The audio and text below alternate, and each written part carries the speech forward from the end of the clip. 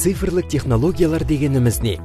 Көп жағдайда осылай интернетті, гаджеттер, іздеу жүйелері, заманауи байланыс құралдары мен әлеуметтік желілерді меңзей.